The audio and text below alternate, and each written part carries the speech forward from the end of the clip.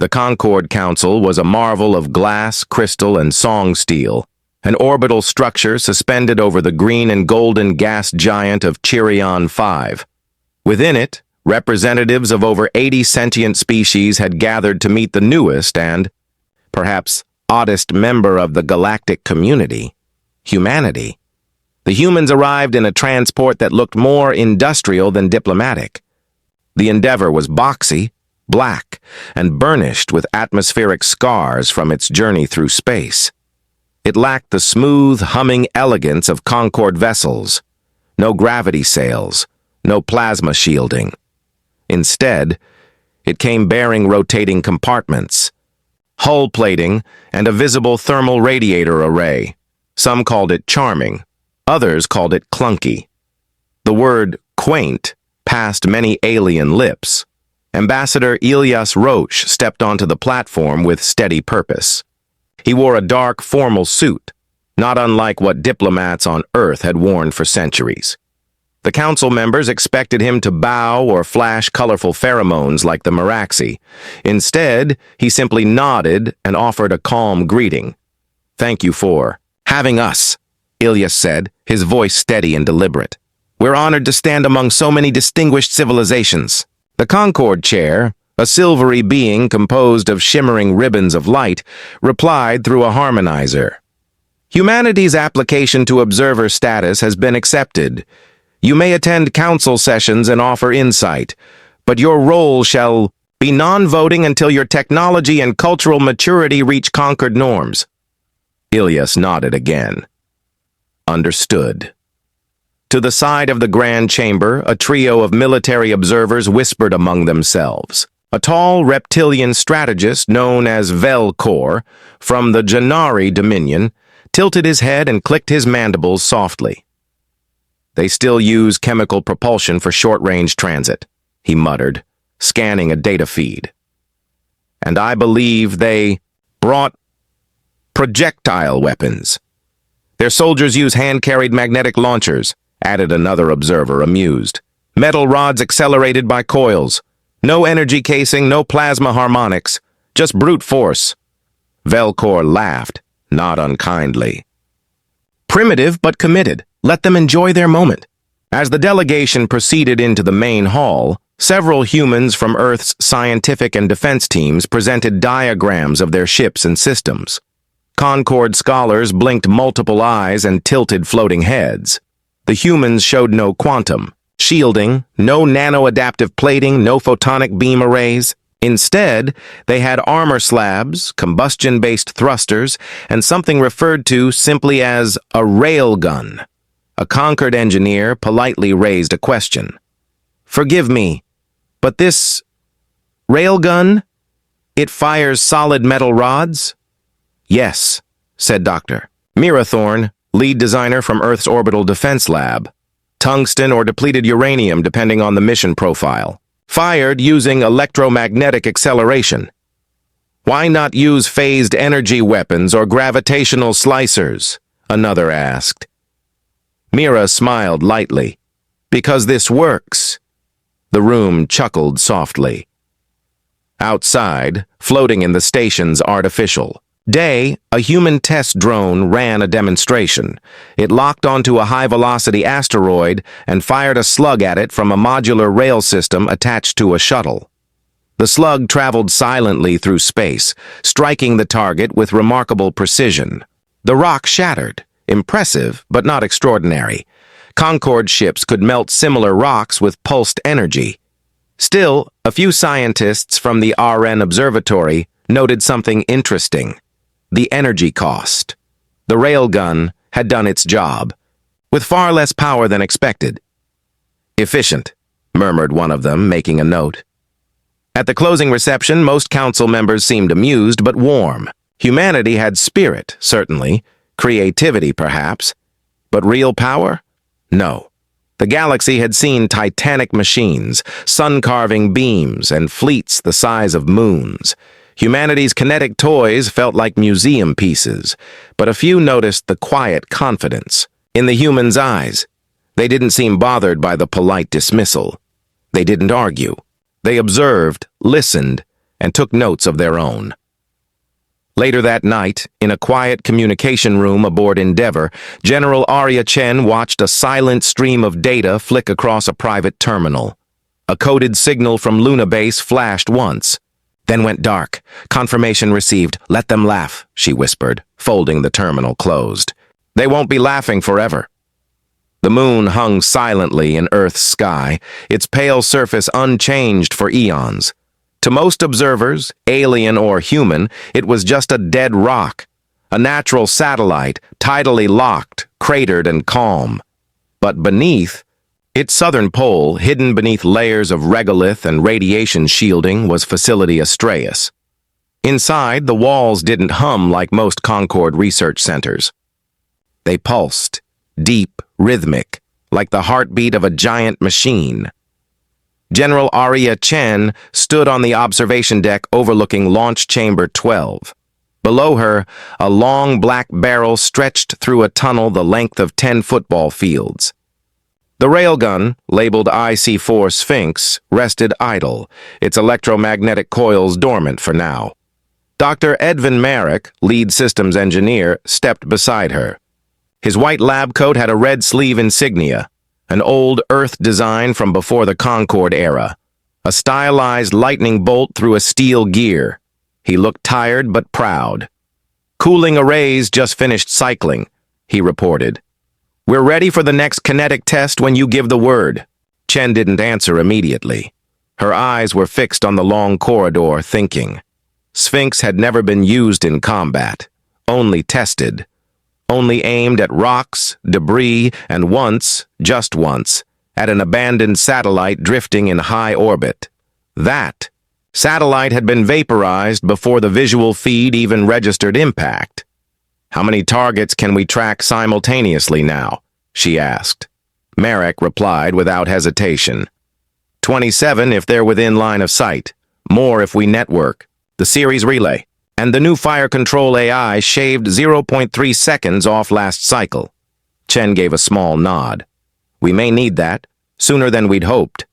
For decades, Project Iron Curtain had operated in the shadows, born out of Earth's early days in space. When a strange, unintelligible signal had reached the solar system from the edge of known space, it hadn't repeated. It hadn't matched any natural pattern, and most Concord analysts had written it off as random stellar noise, but Earth hadn't.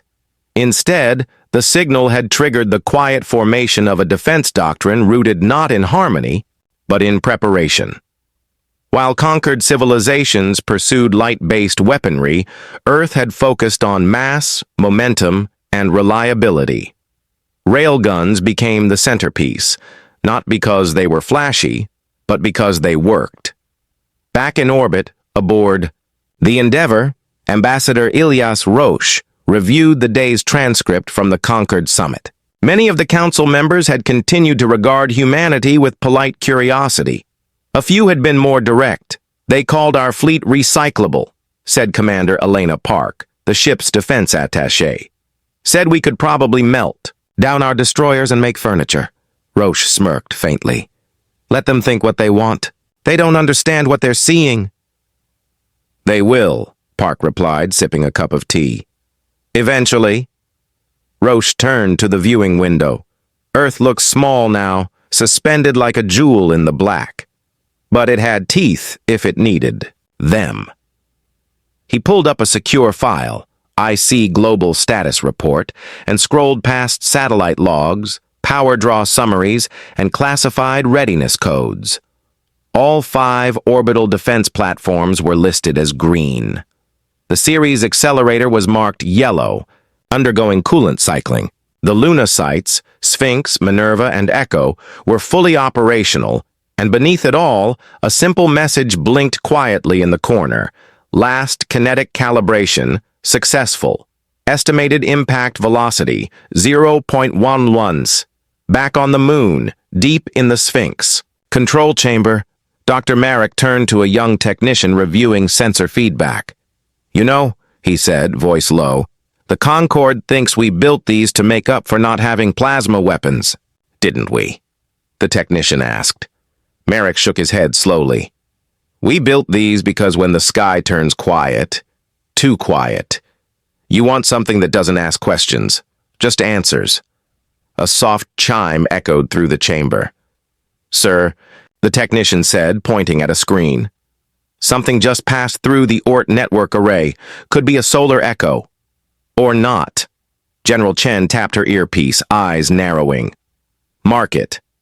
Don't broadcast. Don't alert Concord Command. Not yet. Understood. The facility lights dimmed as Sphinx entered standby mode. A message pulsed across internal monitors. Prepare for low-power condition. Target acquisition pending. Outside, the moon remained silent, peaceful, ordinary, but under its skin, something was waiting. The Unity Ark was a Concorde exploration vessel, sleek, silver, and outfitted with some of the most advanced quantum mapping systems known in the galaxy. It had mapped 10 new stellar clusters, cataloged rare life forms, and pioneered gravity surfing, techniques through unstable nebulae. Today, it was stranded, pinned between two converging gravitational eddies near the unstable void known as the Grendel Fold. The Unity Ark could neither push forward nor retreat. Its gravitic drives failed to find footing, and its backup energy fields pulsed weakly under strain. On the bridge, Captain Koresh of the Orari species, long-limbed and calm-voiced, maintained composure, but tension curled in the corners of his tone. Stabilizers holding at 43%. Hull stress reaching structural tolerance, reported a navigation officer. Options? Koresh asked, already expecting silence. Instead, he got a flicker on the comms array. A voice came through, calm, human, and slightly amused. This is Lieutenant Commander Riva Tal from the UNS Stalwart. We read your distress signal. Hold. Position. We're en route. Koresh blinked. A human vessel? You'll be pulled in with us. Maybe, Riva replied, but we've got something you don't. Vectors and stubbornness. The Stalwart was nothing like the Unity Ark. A smaller, older model built decades ago, it resembled a steel dart with maneuvering fins and thick external plating. Its engines weren't based on folded space, but on brute force chemical propulsion, reinforced by magnetic thrusting. Where the Unity Ark tried to slip around the fold, the Stalwart punched into its edge. On board, Commander Riva Tal sat strapped into her flight chair, manually calculating the entry arc. Her co-pilot, Ensign Doyle, looked concerned. This plan works in simulations, he said. But simulations don't scream at you when you miss the gravity line by 3 degrees. Riva smiled. That's why I don't miss. They entered, the fold at a steep angle shivering against the turbulence. The hull groaned, but held. Rail thrust stabilizers kicked in. The Stalwart drifted sideways against the force, nudging toward the Unity Ark like a tugboat guiding a ship through a storm. Aboard the Unity Ark, Koresh watched in disbelief as the smaller human vessel began deploying tether pods, thick, reinforced cables tipped with magnetic clamps. One by one, they latched onto the conquered ship's side. They're going to pull us free, his science officer said, stunned. They'll tear themselves apart, another replied, but they didn't. With carefully timed bursts from their auxiliary drives, the humans pushed against the current, using momentum and magnetic leverage to nudge the Unity Ark out of the fold's grip. It took 6 minutes, and a lot of creative problem-solving, but eventually, both ships drifted into safer space, engines cooling. Back on the bridge of the Stalwart, Doyle wiped sweat from his brow. Next time, maybe they tow us, he muttered. Riva laughed. We wouldn't let them. Later, at Concord Command, footage of the rescue was reviewed. Some officials praised the human crew. Others dismissed it as luck or desperation, but a few military analysts took notice. Admiral Siren of the Phelan Directorate tapped the playback again, watching how the Stalwart handled high-stress physics with minimal automation. They use failure as a tool, he murmured. Their systems aren't built to avoid stress. They're built to survive it. Beside him, his aide looked puzzled. But why? Their designs seem outdated. Siren narrowed his gaze. Because they know something we don't. Or they expect something we've chosen to forget. Far from the fold, at Luna Base, General Chen received a quiet message from the stalwart. No formal report. Just a short log marked, "Assist complete." No damage. Lessons logged. She smiled faintly. "Good," she said. "Let the galaxy see what happens when things don't go according to plan." Behind her, the lights dimmed slightly. Rail system diagnostics continued to cycle, silent and invisible, to most. But they were always running. Always listening. Humanity wasn't flashy. It wasn't loud, but it was watching, waiting, and ready. The signal came from beyond the rim. At first, it was dismissed, a flicker on the outermost beacons stationed near. The Perseus drift, where even light struggled to navigate the dense star fields, but the anomaly didn't vanish. It moved, slowly, deliberately. It distorted space as it passed, leaving trails of twisted radiation behind it like ripples across a still pond. Concord listening posts filed their reports. Automated filters flagged the distortion pattern as non-natural, likely artificial. But by the time a scout vessel was dispatched, it had already gone dark. 3 more followed. None returned. Inside Concord Command, curiosity turned to concern. Dozens of member civilizations began to take interest. Speculation spiraled. Some called it a rogue AI fleet, others a lost artifact from the precursor species. The more optimistic believed it was a rare cosmic anomaly. The cautious weren't so quick to guess. Still, many believed whatever it was, it would pass them by. They were wrong. The first contact, if it could be called that, happened at Varen's Reach, a research outpost perched near the edges of a dwarf galaxy. It housed 67 Concord scientists and staff monitoring star formation in isolated regions. When the anomaly arrived, it did not speak. It simply passed through, and when it was gone, the station was silent. A response team was dispatched. They found the facility cold, untouched, yet lifeless. No signs of violence, no atmosphere breach, no scorched hulls or melted circuitry. Only stillness. Equipment sat undamaged, but every terminal was empty. Data erased.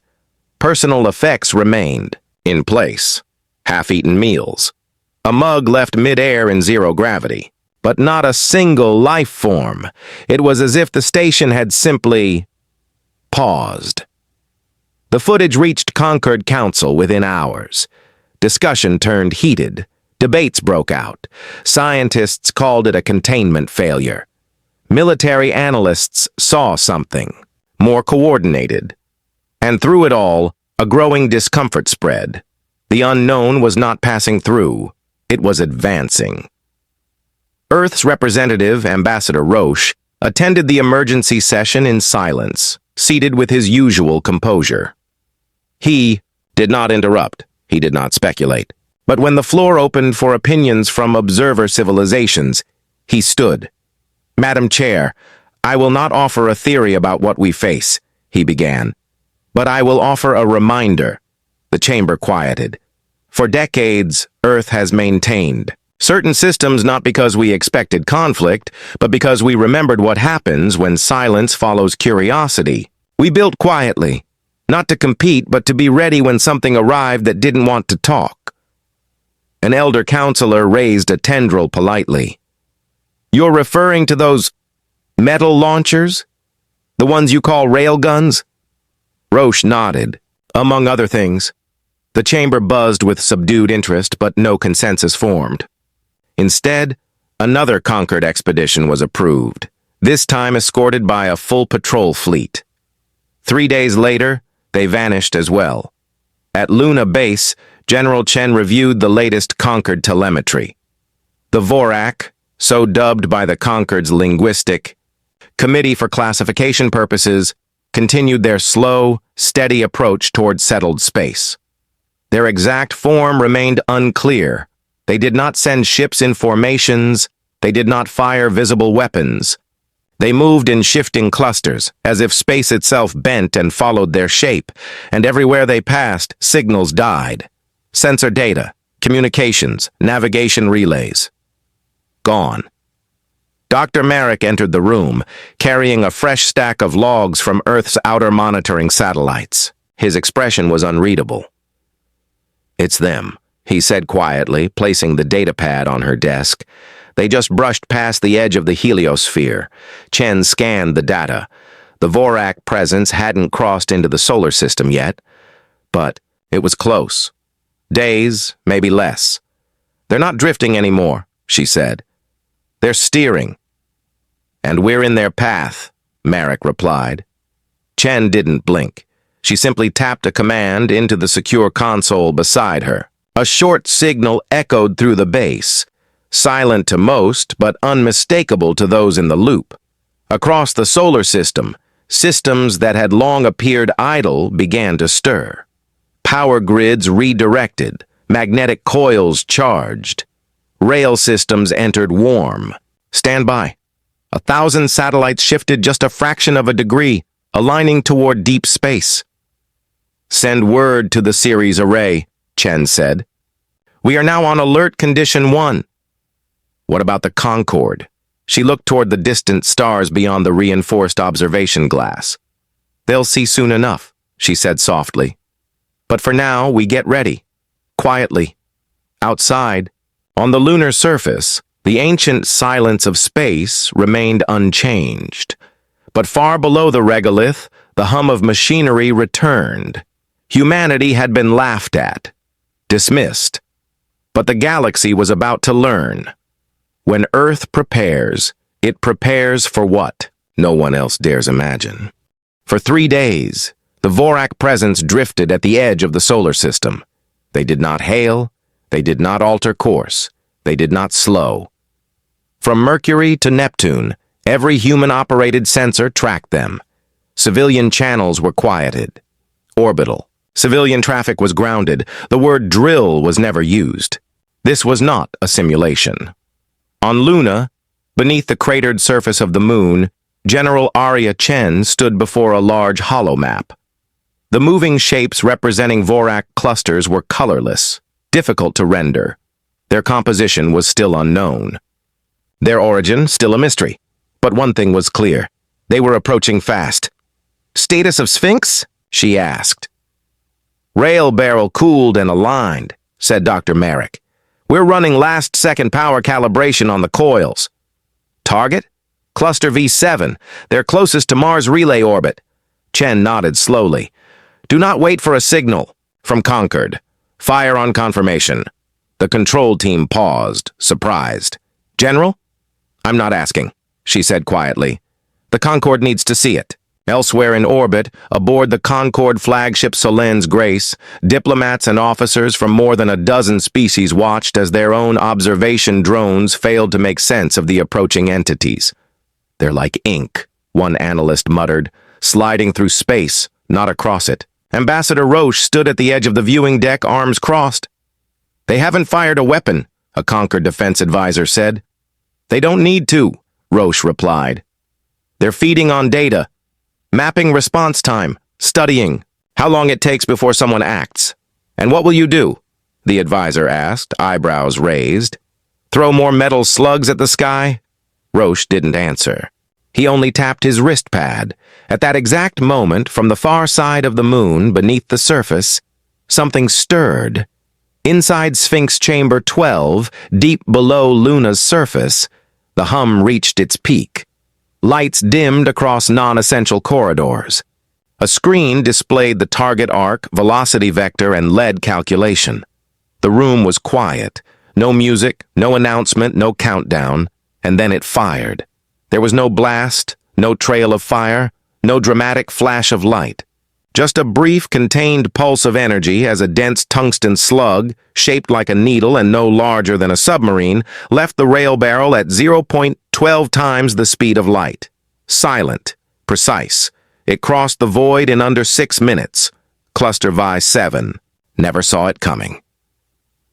To outside observers, the Vorak formation appeared as a flowing, liquid-like mass of black geometry, patterns that shimmered and shifted unpredictably. Then, suddenly, a portion of the mass folded inward, compressed unnaturally, and vanished into particulate haze.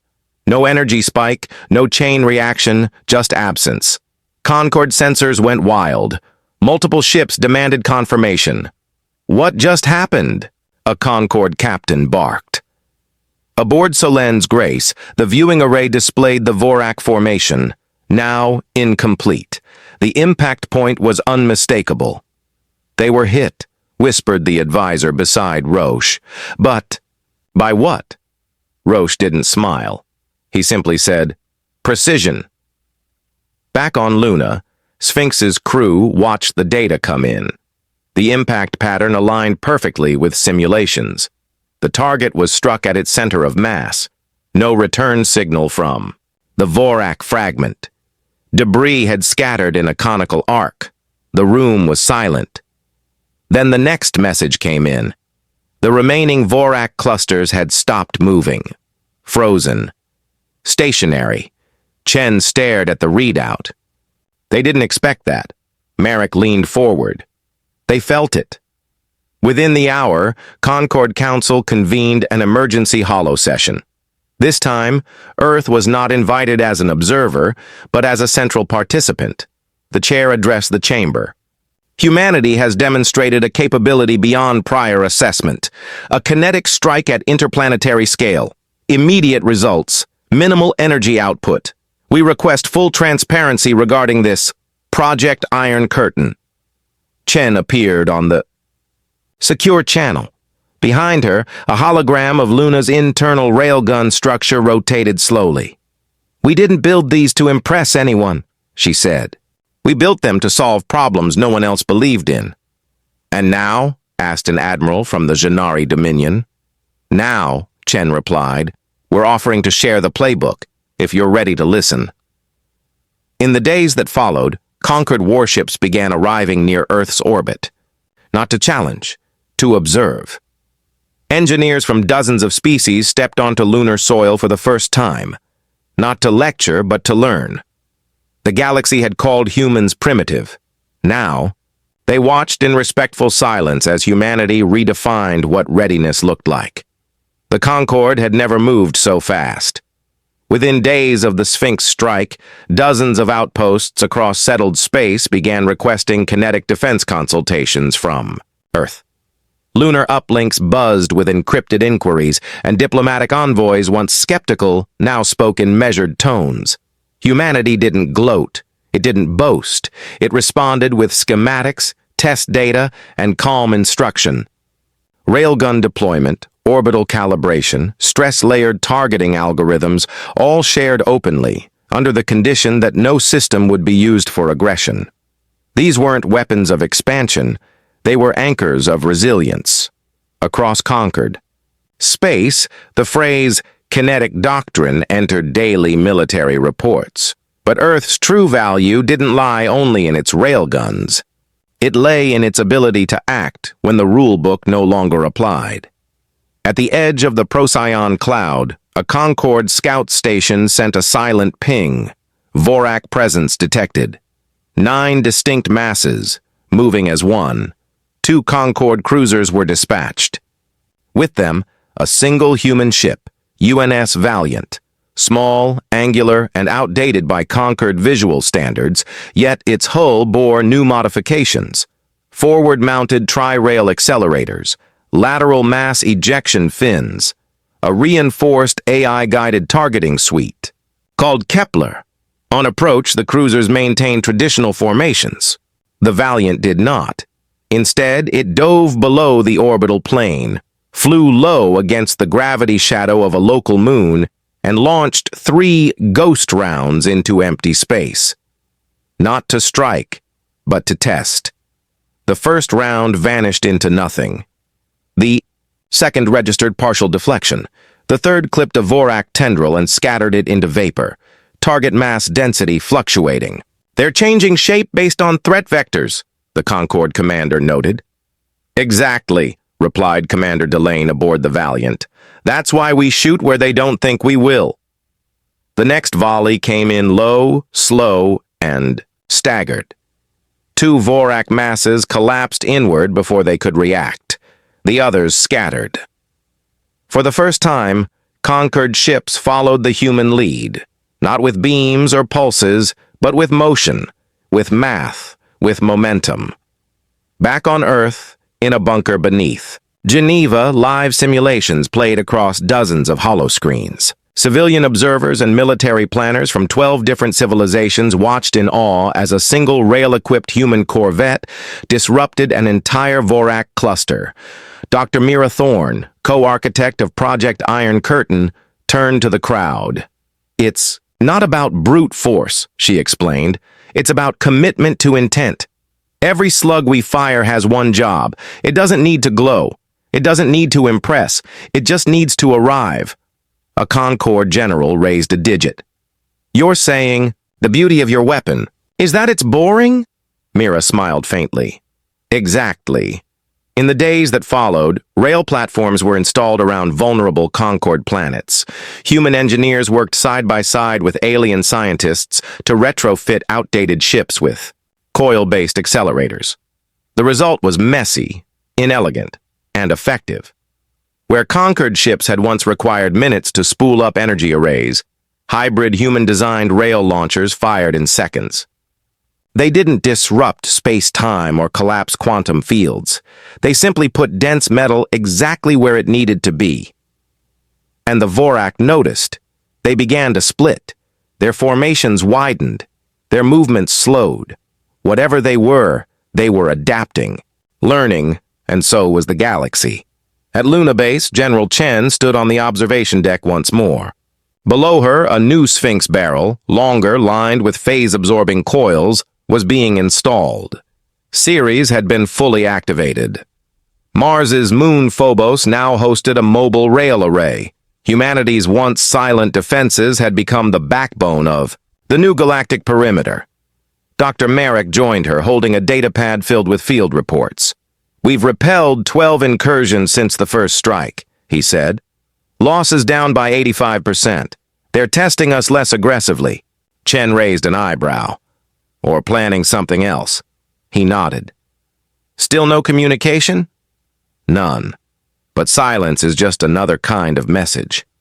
In orbit, aboard the Solen's Grace, Concord Counselor Koresh reviewed joint mission footage. In one clip, a Janari battleship fired a kinetic slug for the first time, tearing through a Vorak projection with zero energy loss. The crew cheered. No one had believed it until it worked. Koresh leaned back, tentacles folding in thought. "We laughed at them," he said aloud. "We thought humans were backward." Roche, watching from across the room, replied calmly. "You weren't wrong. We were backward. We just didn't stop moving." Koresh gave a quiet, respectful nod. "Now it seems you lead." And so, the tide began to turn. Not with fanfare, not with glory, but with motion. Measured, determined, unstoppable. Humanity had not changed the rules of war. It had reminded the galaxy that sometimes the simplest answers are the ones that matter most. The Concord had changed. Not officially. Not yet. Its structure, its votes, its charter still resembled the same galaxy-spanning bureaucracy that had stood for over 200 years. But behind closed doors, among the private meetings, strategy, briefings, and midnight data reviews, a new reality was settling in. Humanity wasn't amusing anymore. It was essential. On the diplomatic floor of Solen's Grace, Ambassador Ilias Roche sat across from Counselor Kresha of the Meraxi Enclave. The Meraxi had long dismissed humanity as a biological curiosity, an ambitious species with little subtlety, too much muscle, and no understanding of cultural nuance. But today, Kresha was listening.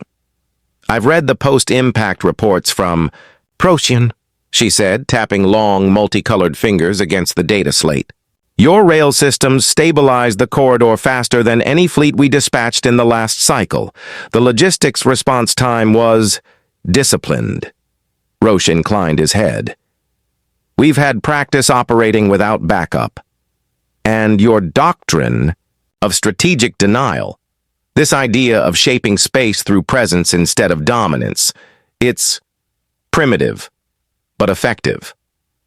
Not primitive, Roche said. Just proven. There was no smugness in his tone. He didn't need to sound proud. He had gravity now. Words from Earth carried weight, because Earth did. Cressa set the data slate down. The Council is considering an expansion of the Article 9 clauses. Military command may be extended beyond species-native oversight.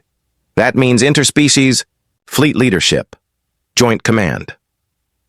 You're thinking about letting humans lead conquered fleets? She hesitated, then nodded once. We are. Roche didn't answer immediately. Instead, he looked out the window at the wide black sea of stars beyond. I'm not here to ask for control, he said quietly. We've seen what happens when people demand to be in charge. But if we're going to protect what's left of settled space, the conquered must be ready to do more than talk. It must move. At Luna Base, General Aria Chen was speaking to someone she hadn't seen in years. Admiral Doran Kale, once a Concord skeptic, had been assigned as Earth's official military liaison. He had landed with a dozen specialists, engineers, and analysts, none of whom expected to find the moon buzzing with activity that rivaled any Concord war facility. You're manufacturing slugs on site? Kale asked, walking past a railgun assembly unit. Chen nodded. 1 every 7 hours. Hardened tungsten. High-mass uranium if we expect kinetic interference. And you haven't had a single guidance failure? Not yet. Kale stopped, at the edge of a transparent panel, looking down into the Sphinx tunnel. I'll be honest, General. I thought your people were dangerous. She didn't flinch. We are. Kale turned slowly. Then why haven't you used that danger to take something? Chen looked up at him with calm eyes. Because we remember what it felt like to have nothing. Meanwhile, out on the edge of settled space, something changed. The Vorak moved again, but this time they didn't attack. They retracted. One by one, clusters drifted backward, their distortions curling away from Concord border space. Sensor logs showed subtle pulses emitted from their core, soft, rhythmic flashes in multiple spectra. A language? A pattern? A warning? Or a test? The UNS Valiant, still stationed near the outer corridor, began relaying the pulses to Earth. In Geneva, Dr. Mira Thorne sat surrounded by linguists, AI decoders, pattern recognition experts from half a dozen. Species. We're not sure it's communication, one researcher said. But it's repeating. Mira leaned closer to the monitor. The pulses weren't random. They followed a structure. Short, long pause. 4 bursts, repeat, then 7. Then silence. What if, she whispered, they've been trying to talk this whole time, and we just never hit them hard enough to get their attention? Silence followed, and then movement, on the spectrum, on the charts, and in the political halls of the Concord. Back aboard Solenne's Grace, Ambassador Roche received a private message from Council leadership. Request, humanity to lead joint mission for first contact protocol with Vorak. Mission to proceed under human operational structure with full Concord oversight. He read it twice, then folded his hands together. So this was it. Not a war, a conversation, but on new terms, on terms forged by discipline, motion, and quiet force. Humanity had arrived at the table, not because they demanded a seat, but because they built it themselves, and waited until the galaxy was ready to sit down.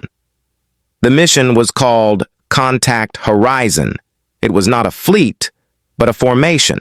A dozen vessels drawn from every corner of conquered space, each representing a different civilization, each equipped, not for war but for understanding. At the center of the formation was a ship unlike the others, the UNS Threshold, Purpose-built in Earth's orbit, the Threshold was a fusion of human simplicity and Concorde complexity. Its main hull carried a modified triple-rail array, not for combat, but as a symbol. Every capacitor, every coil was set to cold standby, inert, visible, and deliberate. This wasn't a show of force. It was a show of restraint. Commander Riva Tal stood at the Threshold's command deck. Her hands rested on the railing as the stars wheeled silently ahead. Beside her stood a Concorde envoy, Counselor Koresh, representing the full assembly. They say humans speak louder with silence than others do with fire. Koresh said quietly, "We've learned that being loud rarely makes others listen," Riva replied. Below them, the Vorak shimmered into view, no longer 9 distinct clusters, but a single entity stretched across light years like a shifting tapestry of space and motion. 2. Pulsed again. The signal was clearer now. Pattern, silence, mirror. Language, said the ship's AI, or a model of it. The communications officer, a Meraxi translator named Vel, ran the pulse pattern through the ship's multispectral decoders. "They're not speaking to us. They're modeling how we respond to force and motion." Riva nodded. "And we responded, with impact. But now we're not." Koresh turned to her. "Then what are we saying now?" "We are saying, we see you." Back on Luna, General Arya Chen monitored the mission's telemetry. Alongside her, Dr. Merrick sat with arms folded and brows furrowed. "They've stopped spreading," he said. "Every Vorak fragment is pulling toward this contact point, like it's a convergence." Chen leaned closer to the console. "They're waiting," she said. "They're giving us time." On board the Threshold, Riva stepped into the forward sensor dome, a transparent hemispherical chamber built into the ship's upper hull. She stood alone, watching the stars bend ever so slightly ahead as the Vorak formation responded to their presence, not aggressively, but attentively. Then something happened. From the Vorak's edge, a single structure emerged, not a ship, not a being, but a shape. Angular, simple. Flat plates folded from spatial distortion, aligning into geometric layers, like a sculpture forming from shadow. It hovered motionless, then emitted a pulse. 3. 1. 1. 2. Vel spoke first. "That's not noise, that's prime logic. A declaration of ordered intent. A greeting," Riva said. Aboard the bridge, the Concorde officers fell silent. It wasn't a weapon. It wasn't a threat. It was a handshake, humanity responded. The Threshold launched no weapon. Instead, it released a small tungsten probe, unarmed, polished, and engraved with a series of mathematical constants, drawn from both Earth's science and Concorde's unified physics models, a message of shared knowledge. It floated slowly toward the structure. When it reached the Vorak edge, the probe vanished, absorbed gently, without damage, without disruption, and then the Vorak pulsed again, this time brighter. The first pulse contained the constants Earth had sent. The second contained new ones, unknown elements, undiscovered laws, a shared language, born in silence, spoken in math. 3 days later, the Threshold returned to conquered space. No lives were lost, no shots were fired. No treaty was signed, but something far greater had been exchanged. Recognition. The galaxy had met the Vorak, not with lasers or declarations, but through momentum, patience, and grounded power. And the ones who had made it possible were the same species once laughed at for using kinetic slugs. Months later, back on Earth, Ambassador Ilyas Roche stood before the Concorde Assembly Hall. "You once saw us as behind," he said calmly. "And in some ways, we were. But what you missed is that we were never trying to catch up. We were building for something else. For a silence we didn't trust. for a danger that might not speak. We prepared, not because we were afraid, but because we remembered. He let the words settle. Humanity never wanted to lead, but when the moment came, we were ready to stand. The galaxy did not become perfect after that. The Vorak remained distant, their intentions still vast and uncertain, but they never attacked again. And now, when new civilizations joined the Concord, one of the first things they saw was a simple, alloy slug, mounted behind protective glass at Concord headquarters. No lights, no radiation, just a piece of silent, sharpened metal. Underneath it, a plaque read, "Let those who come later know." When words failed, this is how we spoke. And were finally heard. The end.